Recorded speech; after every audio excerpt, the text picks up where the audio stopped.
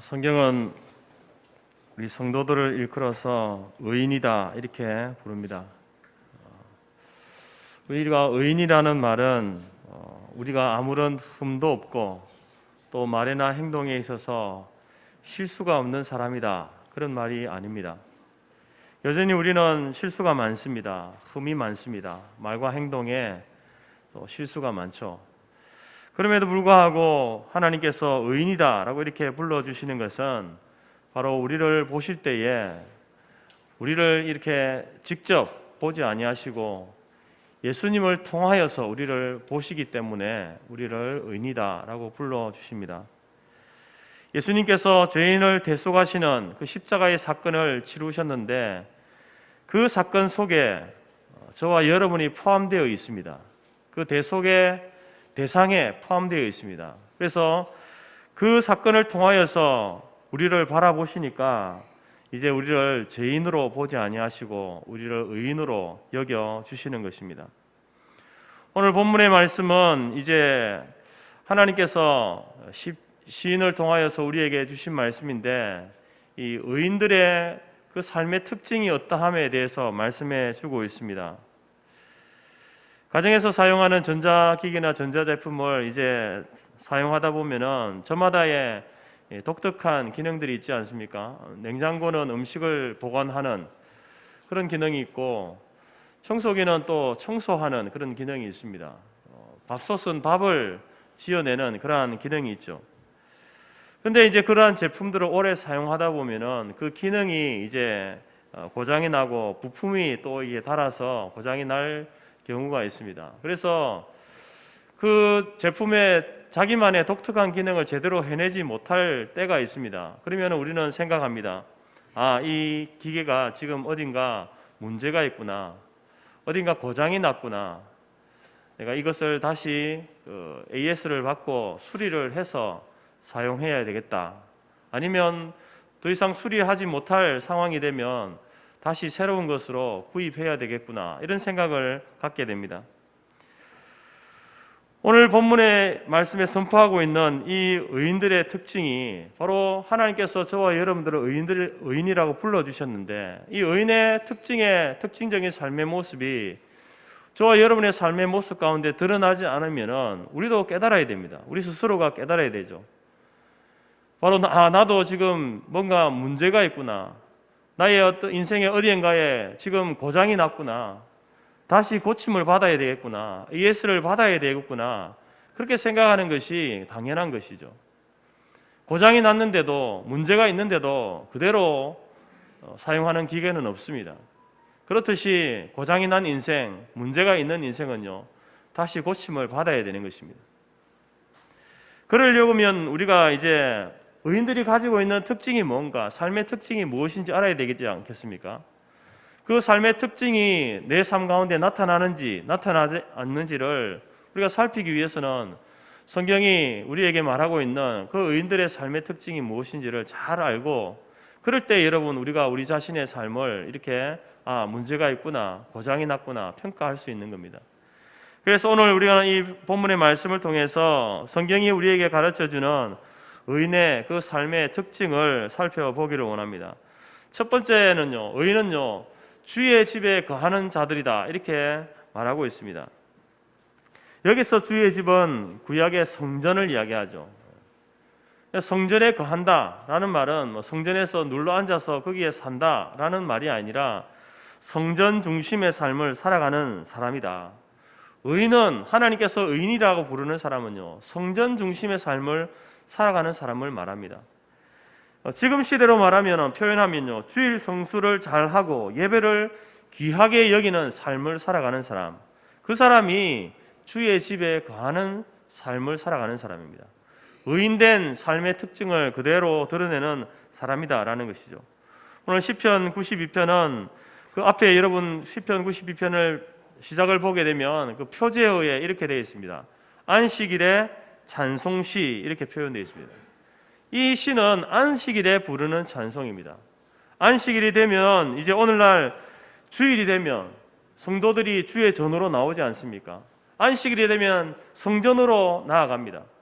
그 성전으로 나아가는 그 사람들이 이제 하나님을 경배할 때 사용한 시가 바로 오늘 시편 92편인데요.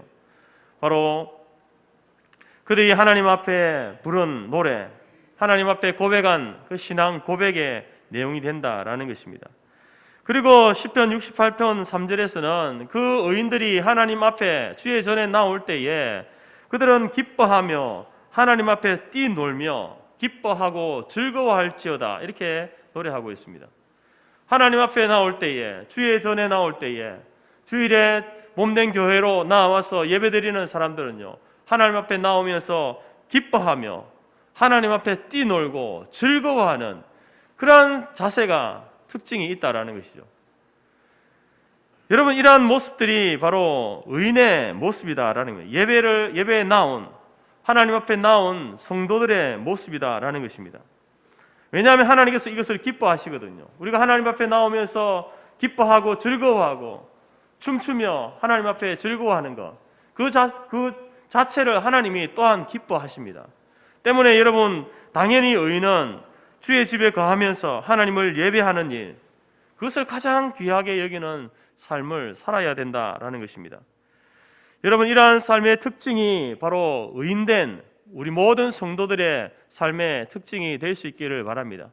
이것이 하나님께서 우리의 삶에 있어서 가장 기뻐하시는 삶의 특징임을 꼭 기억하시기 바랍니다. 여러분, 주일 달력을 보게 되면 주일은요, 빨간색이죠. 여러분, 주일을 왜 빨간색으로 표시해 놓았을까요?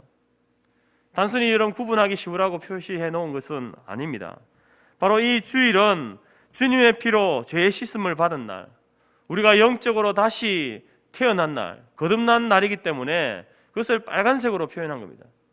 주님의 피값으로 다시 우리가 생명을 얻게 된 날, 그래서 빨간색입니다. 여러분, 우리가 생일날 되면요, 부모님의 집에 함께 모여서 감사하고 축하하죠. 그처럼 우리가 우리의 생명을 주신 날, 우리 주님 부활하신 날, 그날도 우리가 아버지 집에 함께 모여서 감사하고 축하하는 것이 여러분 당연한 것입니다. 이것이 바로 의인의 그 삶의 가장 기본적이고 중요한 특징이다라는 것입니다. 여러분, 주일날 주님 전에 나와서 하나님을 예배하며 기뻐하고 즐거워하는 것, 이것은요, 의인된 사람들의 평생에 가장 기본적으로 가장 중요하게 여기면서 해야 될 일이다라는 것입니다. 이러한 삶의 모습이 우리 가운데에 점점 사라지고 있다면 여러분, 우리는 깨달아야 됩니다. 아, 내가 지금 문제가 있구나. 내 삶에 어딘가 고장이 나 있구나. 내가 고침을 받아야 되겠구나. 그것을 깨달아야 되지, 그러한 삶의 상황들을 하나님 앞 핑계하면서 그렇게 계속해서 지낼 수는 없다라는 것입니다. 여러분, 오늘 하나님께서 우리에게 말씀하시는 의인들의 삶의 특징, 여러분, 주의 집에 거하는 자, 주의를 성수하고 하나님을 예배하는 것이 우리에게 가장 중요한 삶의 특징이고 기본적인 삶의 모습인 것을 꼭 기억하시기 바랍니다. 두 번째 특징은 여러분, 번성함에 있습니다. 오늘 말씀 보게 되면 의인은 주의 집에 심기었다 이렇게 이야기하죠. 심기어 있는 존재이고, 그리고 우리 하나님의 뜰 안에서 번성하는 자다라고 말씀하고 있습니다. 그래서 시인은 이 번성의 대명사로 불리워지는, 이스라엘 백성들에게 번성의 대명사로 인식되어졌던 두 나무를 소개합니다. 종려나무와 백향목, 이 두 나무를 예를 들면서 번성이 무엇인지에 대해서 이야기하고 있습니다. 여러분, 종려나무는 보통 20에서 25m 높이로 자랍니다. 그리고 40년이 되면은 이제 열매를 맺기 시작하는데 100년까지 이렇게 열매를 맺는 그러한 나무입니다.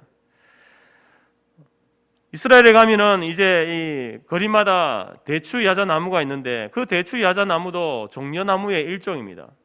그런데 그 대추 야자나무에 열리는 그 열매를 보게 되면 큰 대추 모양의 열매가 마치 포도송이처럼 주렁주렁 엄청나게 많은 양의 열매가 맺히는 것을 보게 되어집니다. 여러분, 이처럼 이 하나님께서 주시는 번성이라고 하는 것은요, 그 종려나무가 이제 25m 높이로 자라고 그리고 100년간 계속해서 자라나는 겁니다. 그 크기가 엄청나게 크게 자라는 것이죠. 뿐만 아니라 또한 그 열매가 정말 포도송이보다 더 크게 주렁주렁 열리는 그러한 것을 하나님께서는 번성하는 모습으로 이렇게 이야기하고 있습니다. 또한 백향목 나무는요, 이제 종려나무보다 더 크게 자랍니다. 최소한 30m, 크게는 50m까지 자라게 되어집니다. 그리고 이 나무는 단순히 그냥 땔감 정도로 사용되는 그런 나무가 아닙니다. 향이 좋고 재질이 단단하여서 건물의 대들보 같은 중요한 기둥을 만들 때에 사용되어지는 고급 목재가 백향목입니다. 그래서 종려나무는 이제 옆으로 가장 크게 번성하는 그 번성의 대명사가 되고, 또 백향목은 높이 자라는 나무, 성장하는 것의 어떤 대명사로 쓰여지는 그러한 나무였습니다. 이처럼 하나님께서는 의인이 의인의 삶을 살아갈 때에 옆으로도 위로도 크게 번성하고 성장하는 풍요로운 인생이 된다. 그것이 의인의 삶의 특징이다라고 이렇게 말씀해주고 있다라는 것입니다. 이것으로 여러분 끝나버리면은 반쪽짜리 복음입니다. 그냥 단순히 이 종려나무가 백향목이 그런 좋은 환경에서 그렇게 크게 자라고 높이 자라고 많은 열매를 맺는 그런 나무다, 그것이 번성이다 라고 말하면요, 반쪽짜리 복음밖에 안 됩니다. 성경은 의인의 번성을 반쪽짜리로 말씀하지 않습니다. 이 나무들에게도요, 추위와 더위가 있습니다.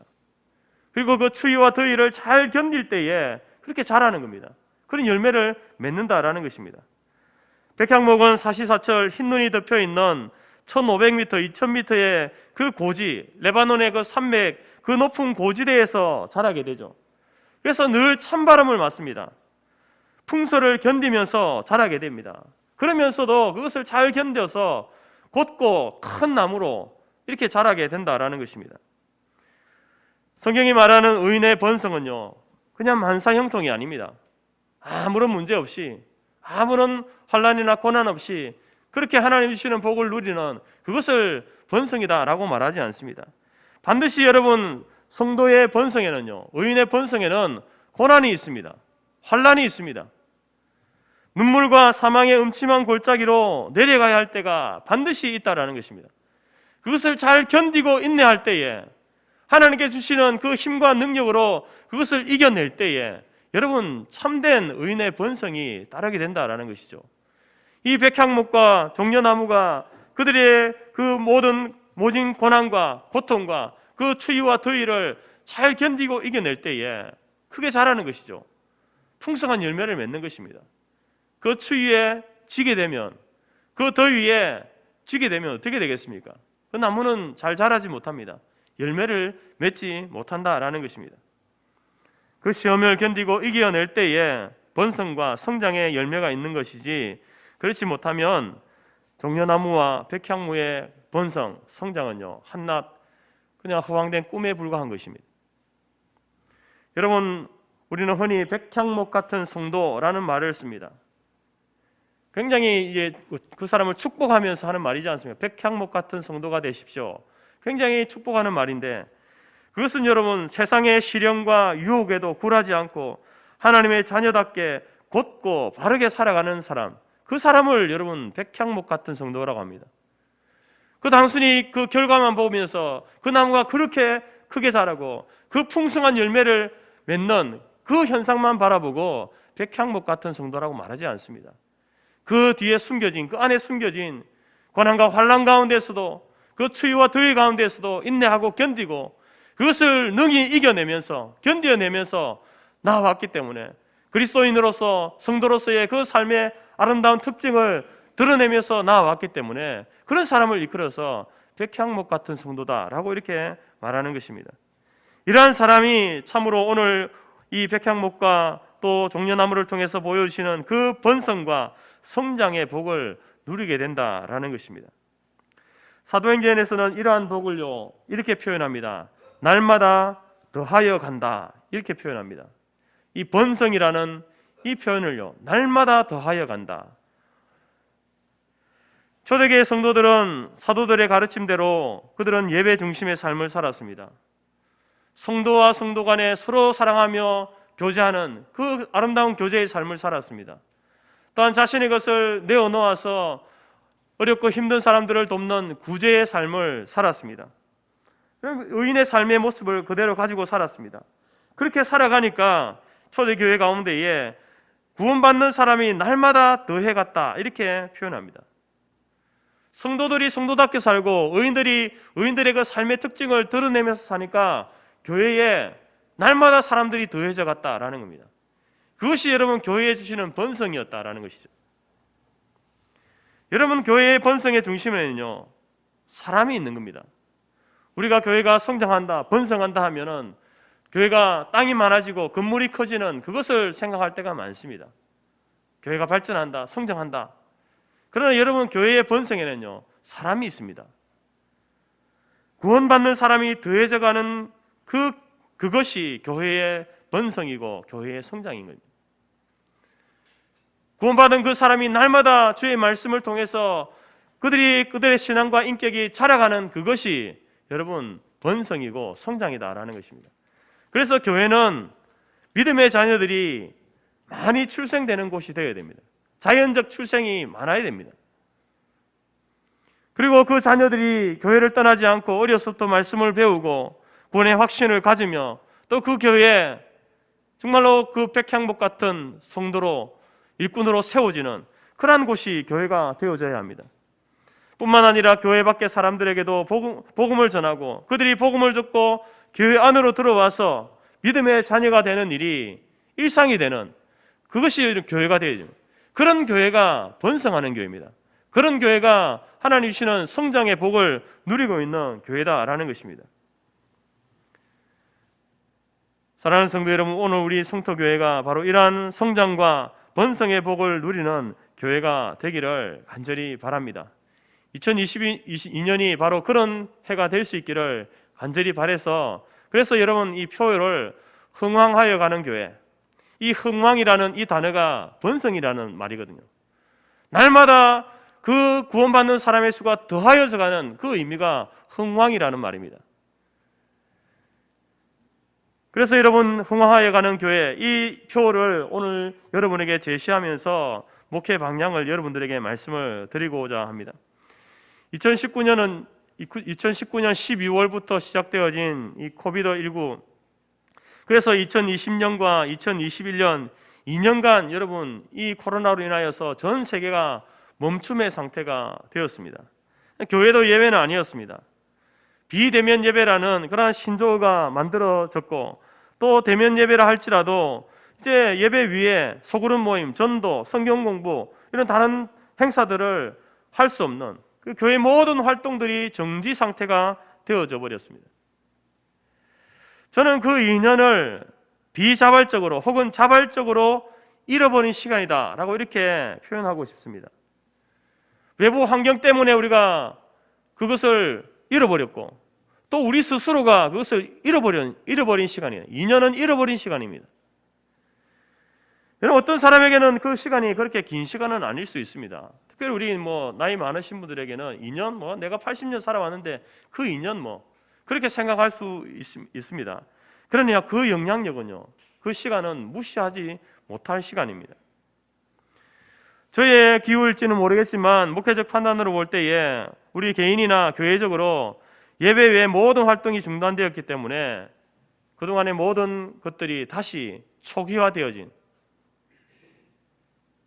그냥 제로 상태로 되어져 버린 그런 느낌을 받습니다. 이러한 생각은 다음 세대 우리의 자녀들에게는 더욱더 확실해집니다. 비대면이라는 구실 하에서 교회에 출석하지 않는 우리의 자녀들, 그러면서도 일상생활은 그대로 해나갑니다. 학교 가고 친구들 만나고 학원 다니고 다 하지 않습니까? 근데 교회는 비대면 예배라고 교회에 오지 않습니다. 못 오게 하잖아요.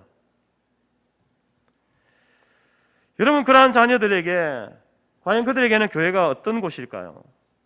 과연 그들에게 있어서 예배는 정말 어떤 것일까요? 우리의 신앙의 선진들이 그렇게 부르짖었던 것처럼 정말 그들은 예배를 생명처럼 여길까요? 부모가 여러분 자녀를 이제 신앙으로 그래도 케어하고 있는 그런 가정은 그나마 낫습니다. 가정에서 또 신앙교육을 시키니까요. 근데 그렇지 못한 아이들이 있거든요. 그런 아이들에게 인연은요, 교회가 너무나 이제 생소한 곳으로 바뀌는 겁니다. 낯선 장소로 바뀌어 버리는 것입니다. 마치 여러분, 교회가요, 그들에게 있어서는요, 저와 여러분들이 우리들은 이제 어릴 때부터 신앙생활하고 오랫동안 신앙생활을 해왔기 때문에 이 교회라는 이 장소가 굉장히 익숙하지 않습니까? 그런데 여러분들이 이제 저기 산에 절에 가면요, 굉장히 좀 불편하죠. 익숙하지 않습니다. 못 올 때 온 것 같고 막 그렇잖아요. 그냥 지나가더라도 그렇습니다. 여러분들이 이슬람 사원 가면 어떻습니까? 내가 왜 여기 있지? 이런 생각 안 듭니까? 그런 생각을 하게 될 겁니다. 뭐 어떻게 해야 될지 모르는 그런 상황이 펼쳐질 겁니다. 그처럼 우리의 자녀들에게 교회가 그렇게 되어버렸다는 거죠. 교회가 낯선 곳이 되었습니다. 마치 절에 와 있는 그런 느낌, 이슬람 사원에 와 있는 그런 느낌을 아이들이 가진다라는 겁니다. 그리고 예배라는 것은 상황에 따라서 예배는 드릴 수도 있고 안 드릴 수도 있는 거구나, 이렇게 생각하지 않겠습니까? 정말 예배를 생명처럼 어떤 상황에서도 예배를 드려야 된다, 예배 드리는 것을 빼먹으면 안 된다, 이런 생각을 갖겠습니까? 그렇지 못하다라는 것입니다. 이처럼 여러분, 코로나는 교회가 삶의 중심에 있었던, 그리고 예배를 생명처럼 여겼던 그런 우리 기성세대와 자녀세대 간의 그 단절과 위기를 더 빨리 가져온 것 같습니다. 그 간격을 더 넓게 벌려놓았습니다. 안 그래도 세대 차이 난다라고 이렇게 이야기하는데, 이제 그것을 더 넓게 벌려놓아서 그것을 어떻게 메꿔야 될지 도저히 어떻게 할 수 없는 그런 상황에 와 있는 그런 현실을 보고 느끼게 됩니다. 그래서 저는 지나온 목회 사역들을 돌아보면서 다시 시작하는 마음으로 해야 되겠다, 처음부터 다시 시작하는 마음으로 해야 되겠다라는 이런 생각을 갖게 되었습니다. 여러분 기억하고 있습니까?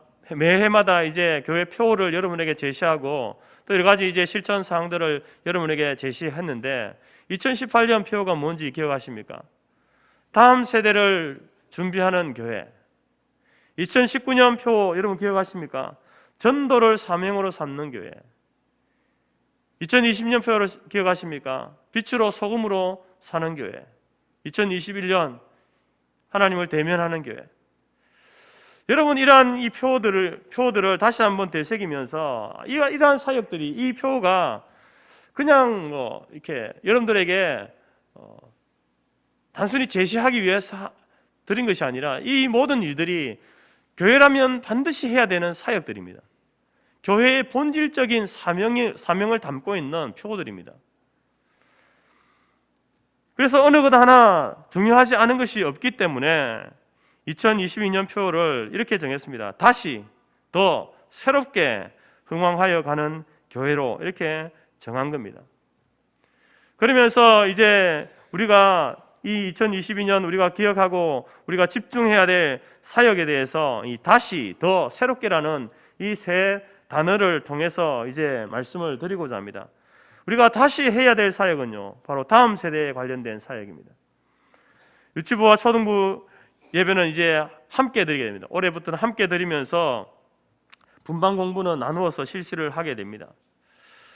2018년 여러분 다음 세대를 준비하는 교회 이렇게 하면서 그때 말씀드린 것 중에 하나가 뭐냐면은 교사가 부족합니다. 교사로 자원해 주십시오 라는 부탁을 드렸는데요.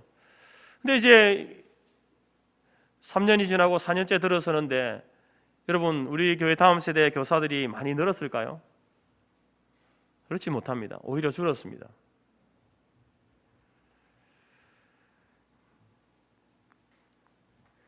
여러분, 교사들이 필요합니다. 교사의 자격 중에 가장 중요한 자격이 무엇인 줄 아십니까? 정말로 이 사역이 귀하다는 것을 알고 아이들을 사랑하는 마음이 있으면요, 누구나 교사를 할 수 있습니다.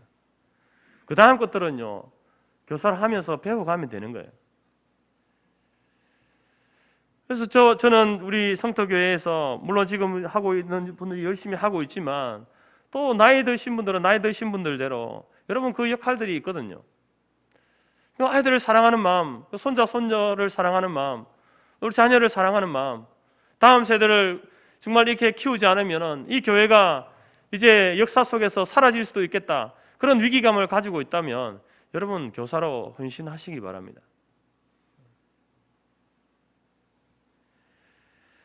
두 번째로는 전도입니다. 그래서 올해는 10월 말경에 새생명 축제를 위해서 3월부터 태신자, 잉태, 봉헌, 관계 맺기, 복음전도, 교회 초청, 그 사역들을 해나가게 될 것입니다.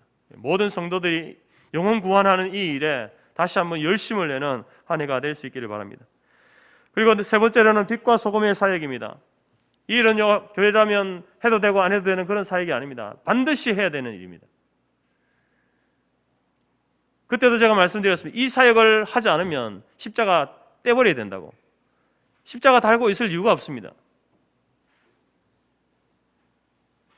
특별히 우리 교회에서는 장학사역, 구제사역, 선교사역 이를 위해서 목적 헌금을 따로 여러분들에게 부탁하고 드리고 있지 않습니까?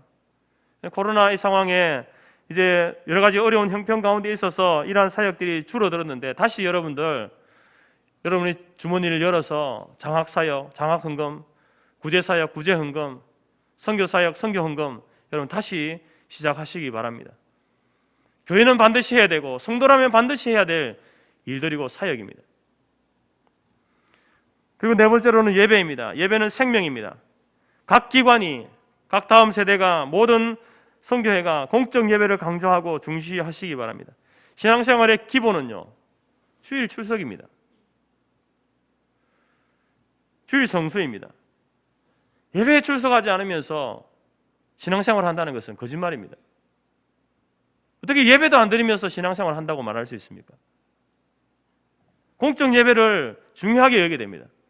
공적 예배가 되어져야 삶의 예배로 나아갈 수 있는 겁니다. 목사님, 나는 삶의 예배를 드리고 있습니다. 그런데 공적 예배는 바빠서 못 드립니다. 그 삶의 예배 안 됩니다. 그리고 두 번째로 더 집중해야 될 사역이 있습니다. 말씀 묵상입니다. 하나님 말씀은 우리의 신앙과 생활의 유일한 법칙입니다. 우리가 신앙생활을 잘 하려면요, 말씀을 잘 알아야 됩니다. 왜냐하면 말씀 속에 어떻게 우리가 신앙생활을 해야 할지 가르쳐주고 있으니까 그것을 알아야 신앙생활을 하죠. 마찬가지로 우리의 삶도 마찬가지입니다. 신앙생활은 말씀 속에서 우리가 그 방법을 찾고 길을 찾아서 하지만 삶은 내가 열심히 살면 되는 거지, 그게 아닙니다. 여러분, 우리의 삶도 말씀 속에서 그 길을 찾아야 됩니다. 그렇게 그 길을 찾고 나아갈 때에 여러분 바른 인생을 살아가는 겁니다. 하나님이 기뻐하시는 인생을 살아가는 거죠. 삶을 살아가는 겁니다. 그러니 우리가 말씀을 알아야 되죠. 말씀을 모르면서 신앙생활을 한다, 말씀을 모르면서 내가 삶을 살아간다, 여러분 그 사람은 백전백패입니다. 성공할 수가 없습니다. 인생을 내가 나중에 돌아봤을 때 내가 인생을 바르게 살아갔다 말할 수 없다라는 것입니다.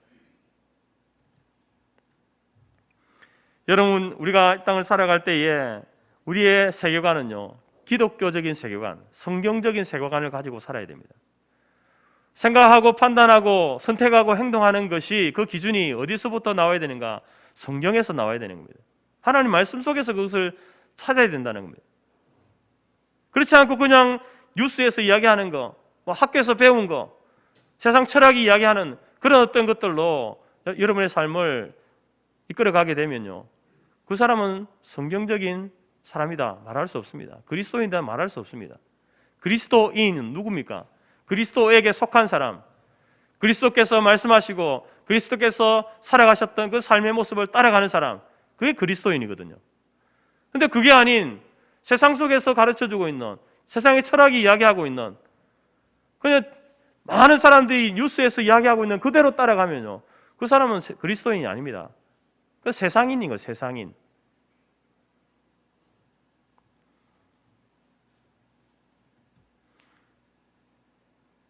이것은 여러분 단순한 알무로 만들어지는 것이 아니라 오랜 세월 동안 말씀의 묵상과 삶의 훈련을 통해서 몸에 익혀져야만 가능하게 되는 겁니다.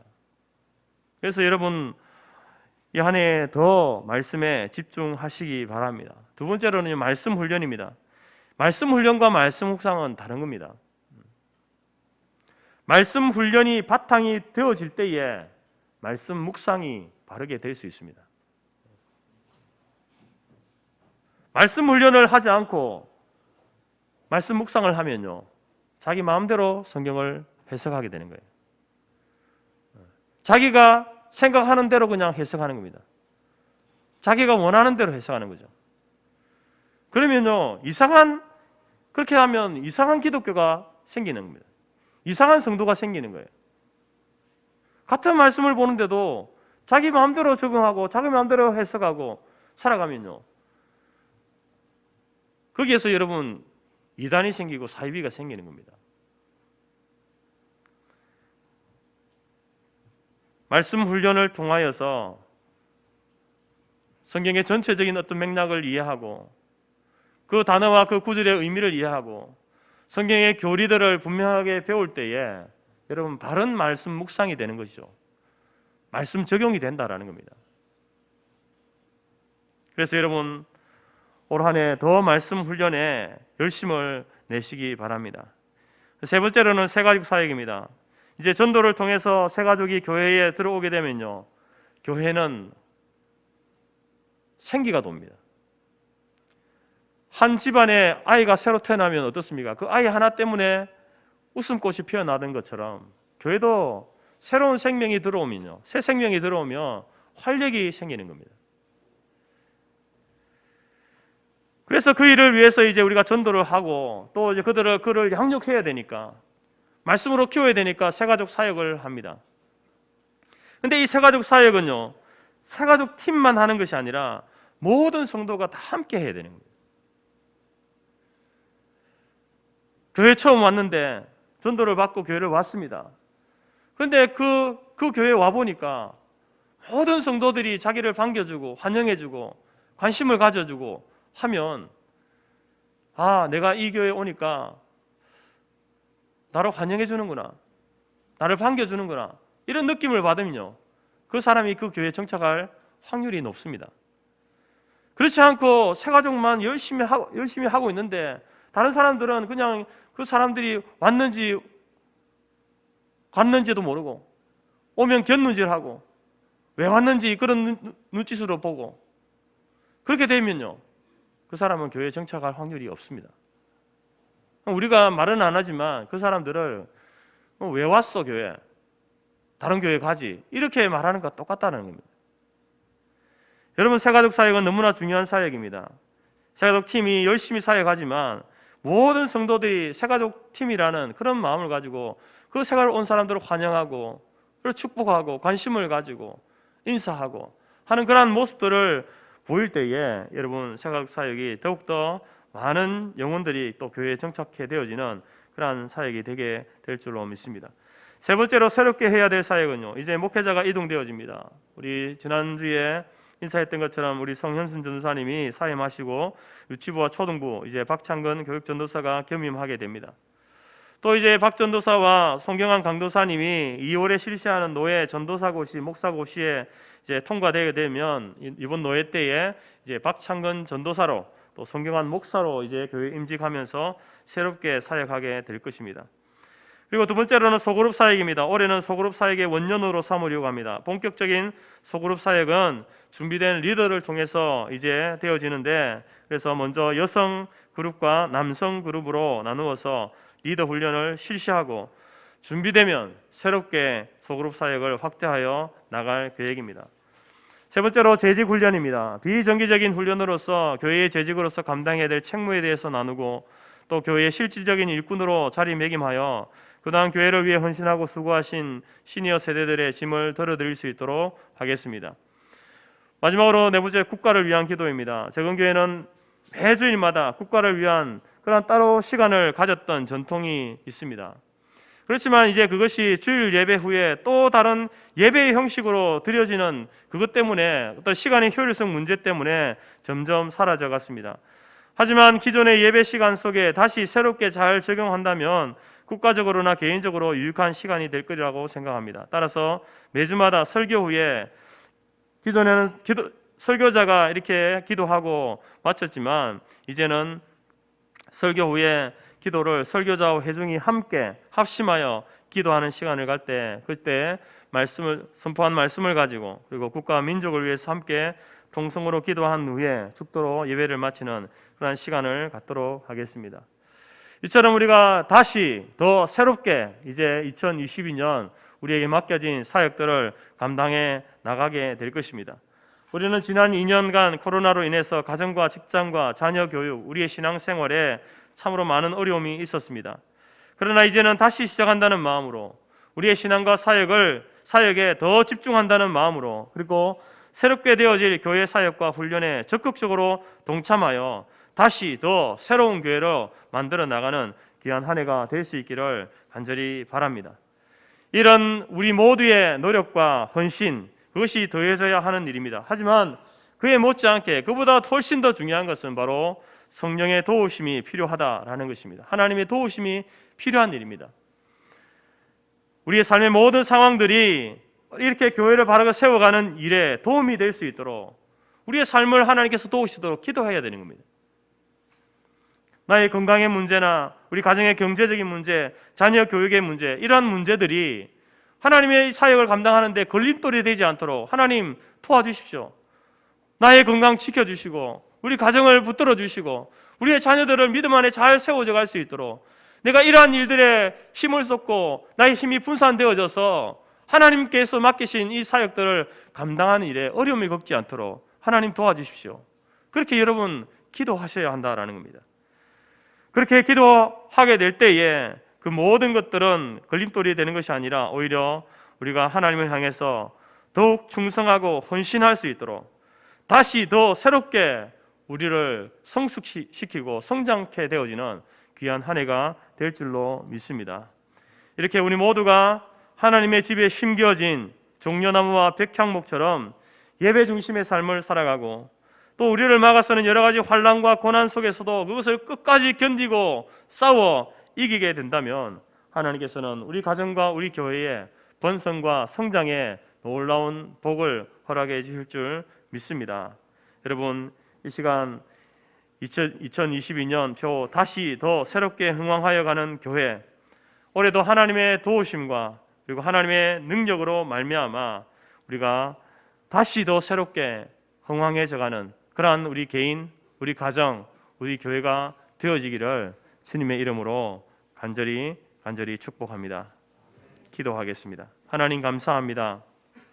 하나님께서 이제 2022년을 우리로 하여금 시작하게 하셨는데 다시 더 새롭게 흥왕하여 가는 교회라는 그 제목으로 그 주제로 하나님 우리가 시작하려고 합니다. 하나님께서 종려나무와 백향목의 그 번성과 성장의 그 복을 하나님께서 약속하셨는데 우리가 의인답게 성도답게 하나님 중심, 예배 중심, 말씀 중심으로 살아가고 또 우리에게 맡겨진 사역에 충성하고 헌신하며 나아갈 때에 하나님께서 우리 가정과 우리 교회에 이 번성과 성장의 복을 주실 줄 믿습니다. 이 한 해가 하나님께서 예비하신 그 놀라운 복을 함께 누리는 귀한 한 해가 될 수 있도록 우리를 도우시고 인도하여 주옵소서. 예수님의 이름으로 기도드립니다.